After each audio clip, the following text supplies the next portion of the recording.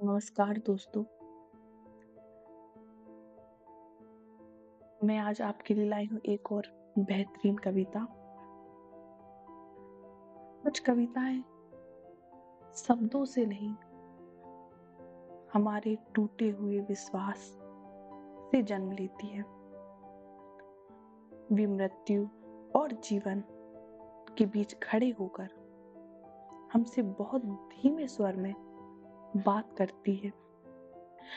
आज की कविता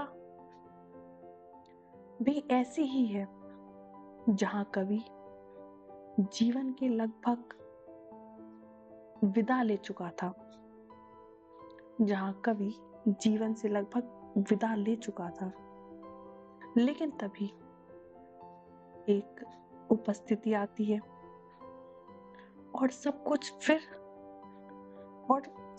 फिर से प्रश्न बन जाता है उनके लिए। यह कविता उम्मीद, भ्रम, संभावना और सबसे ज्यादा मानव भ्रम की दूरी पर है। पढ़ते हैं हम बहुत ही बेहतरीन कविता जिसका नाम है संभावनाएं। लगभग मान ही चुका था मैं मृत्यु के अंतिम तर्क को। लगभग मान ही चुका था मैं मृत्यु के अंतिम तर्क को कि तुम आए और कुछ इस तरह रखा, फैलाकर जीवन के जादू का भोला सा इंद्रजाल, कि लगा यह प्रस्ताव जरूर सफल होगा। गलतियां ही गलतियां थी उसमें, हिसाब किताब की, फिर भी लगा गलियां ही गलियां हैं उसमें, अनेक संभावनाओं की। बस हाथ भर की दूरी पर है, बस हाथ भर की दूरी पर है वह जिसे पाना है। गलती उसी दूरी को समझने में थी, गलती उसी दूरी को समझने में थी।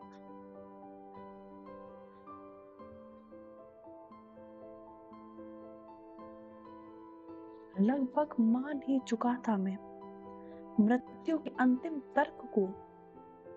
यहाँ हमारे लेखक क्या कहना चाहते इतनी गहरी पंक्ति के साथ, जहां मृत्यु केवल शारीरिक अंत नहीं है। यहाँ वो कहते हैं कि यहाँ मृत्यु केवल शारीरिक अंत नहीं है, यह निराशा, हार और अर्थहीनता का प्रतीक है। कवि कहते हैं कि मैं लगभग मान चुका था कि अब जीवन के पास मुझे देने को कुछ नहीं बचा। लगभग मान ही चुका था मैं मृत्यु के अंतिम तर्क को। मतलब कवि बोलते हैं कि मैं लगभग मान ही चुका था कि अब जीवन के पास मुझे देने को कुछ नहीं बचा, कि तुम आए और कुछ इस तरह रखा, कि तुम आए और कुछ इस तरह रखा। यहाँ तुमसे क्या वो कहना चाहते हैं, तुम क्या है। यह तुम यानी कोई व्यक्ति हो सकता है, कोई प्रेम हो सकता है, कोई विचार हो सकता है, या जीवन की कोई नई संभावना। तुम यहाँ पर तुम एक व्यक्ति के लिए भी बोल सकते हैं। हो सकता है कोई प्रेम हो, कोई विचार, या जीवन की कोई नई संभावना। कुछ इस तरह रखा, कुछ इस तरह रखा जैसे वो बोलना चाह रहे, जैसे बिना जोर डाले, बिना दावा किए बस सामने रख दिया गया है, बस सामने रख दिया गया हो कि तुम आए और कुछ इस तरह रखा, कि तुम आए और कुछ इस तरह रखा। यहाँ लेखक चाहे व्यक्ति हो, प्रेम हो, कोई विचार हो या फिर कोई संभावना, वो इस तरह उनके सामने रख दी गई है कि बस रख दी गई है। कोई जबरन नहीं, कोई दबाव नहीं, कोई जोर नहीं।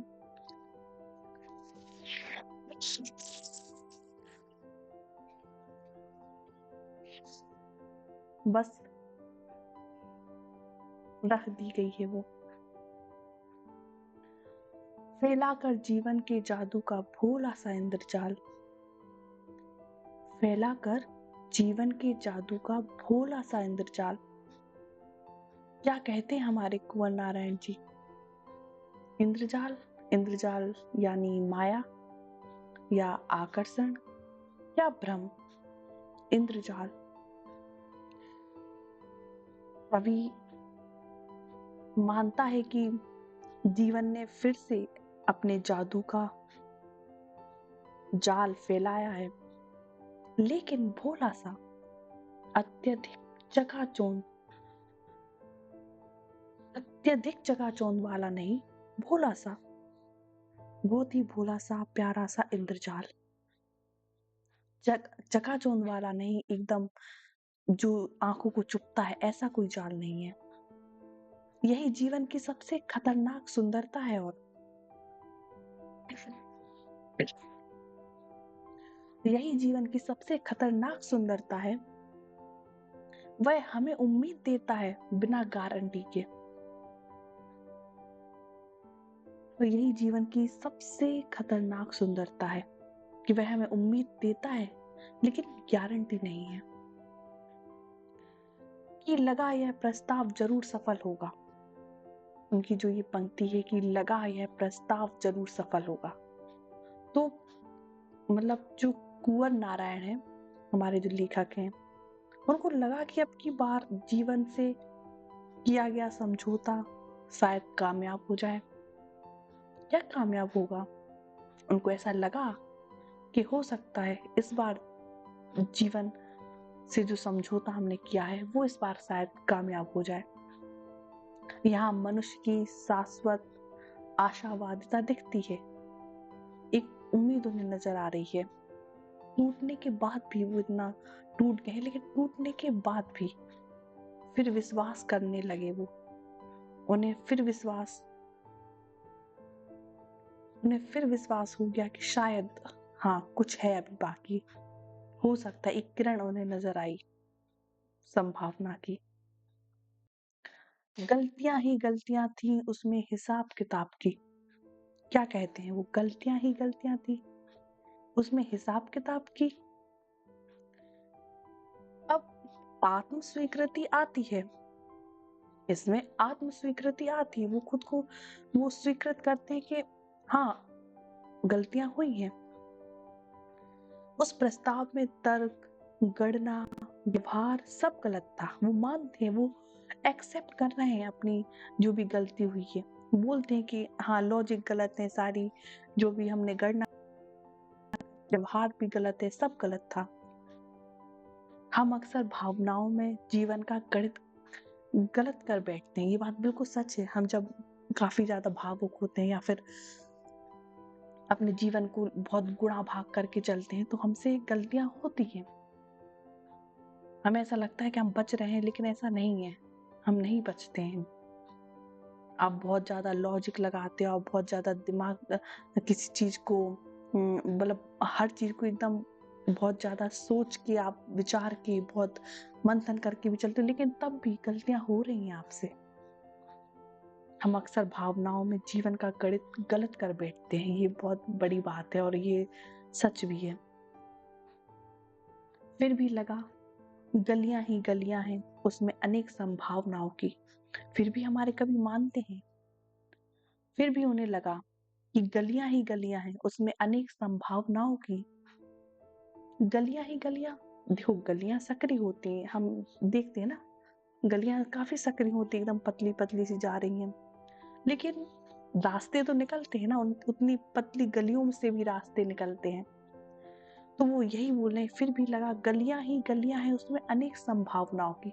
भले ही रास्ता एकदम पतला हो, गलियां हो, अनेक गलियां हो, लेकिन रास्ता तो निकल रहा है ना वहां।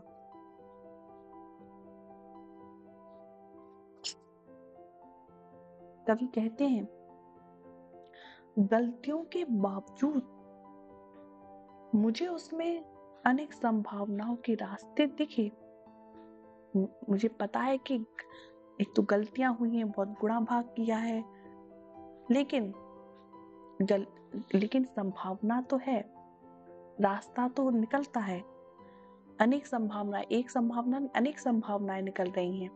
भले ही जगह सकरी हो, रास्ता सकरा हो, लेकिन रास्ता है और अनेक संभावनाएं हैं साथ में, वो जो अपने संग लिए हुए हैं।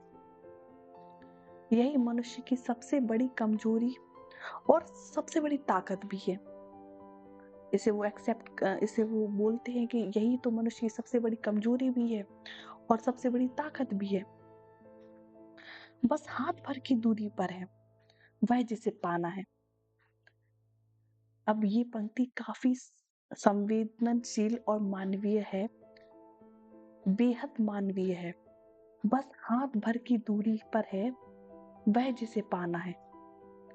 हमें अक्सर लगता है कि सुख, सफलता, प्रेम बस थोड़ी सी दूरी पर है, बस आने ही वाला है। लेकिन यही हमारी सबसे बड़ी गलती है।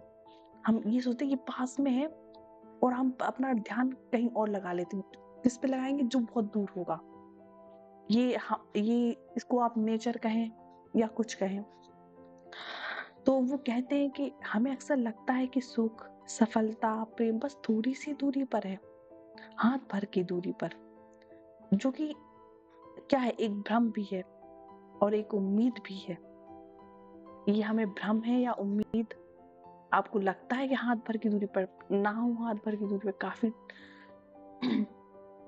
दूर, उम्मीद भी है कि हाँ वो तो है जिसे हम पा सकते हैं, तो संभावना तो है उसे पाने की। गलती उसी दूरी को समझने में थी, गलती उसी दूरी को समझने में थी। यहाँ पर इस कविता का ये केंद्रीय बिंदु है, ये कविता का केंद्रीय सत्य है। समस्या लक्ष्य में नहीं थी, समस्या लक्ष्य में नहीं थी और ना इच्छा में ना ही मेहनत में। समस्या थी दूरी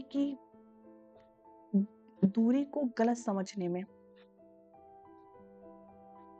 हमने जिसे पास समझा वह शायद बहुत दूर था।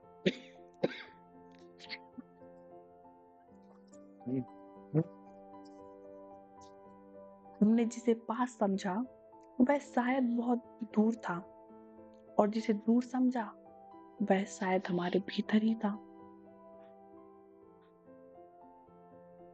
वह शायद हमारे भीतर ही था और कहीं नहीं।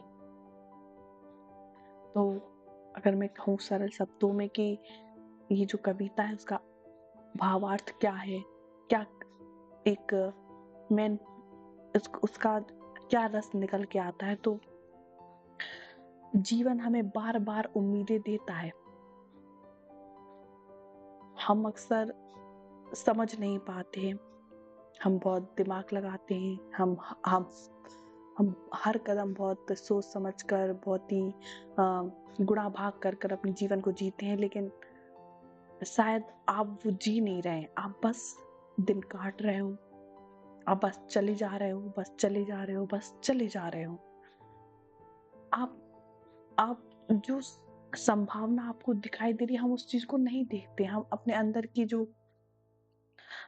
हम अपने अंदर झांकने की कोशिश ही नहीं करते हैं। कभी कुछ बुरा हो जाता है तो टूट के बिखर जाते हैं, अरे अब तो सब खत्म। पर ऐसा नहीं है, कुछ तो है जो एक उम्मीद, तो एक क्या, यहाँ पर अनेक संभावनाएं दिखा रहे हैं हमारे कवि। तो देखिए, हमारी लाइफ में भी कभी भी सिचुएशन कितनी भी खराब हो, लेकिन उम्मीद तो होती ही है। और ये कविता हमें यही बताती है कि उम्मीद है, बस आपको समझना है। और गलतियां वही समझने में करते हैं। हम बार बार भ्रमित होते हैं, हम अक्सर दूरी को गलत मापते हैं और वही गलत माप हमारी सबसे बड़ी पीड़ा बन जाती है। अगर हम आज के समय से इसे जोड़ें तो आज हम सब किसी ना किसी हाथ भर की दूरी में जी रहे हैं। है ना? आज हम सब किसी ना किसी हाथ भर की दूरी पर जी रहे हैं। नौकरी, रिश्ता, सफलता, सुकून और बस पास लगता है, लेकिन मिलता नहीं है। ये रिश्ता, सफलता, प्रेम, सुकून सब हमें पास लगता है, लेकिन मिलता नहीं है। कितना मिल जाए। यह कविता हमें दोषी नहीं ठहराती, बस धीरे से कहती है कानों में, बस धीरे से एकदम यू नो धीरे से आपके कान में कहती है शायद। क्या कहती है? कहती है शायद हमने दूरी को समझने में भूल की, शायद हमने दूरी को समझने में भूल की।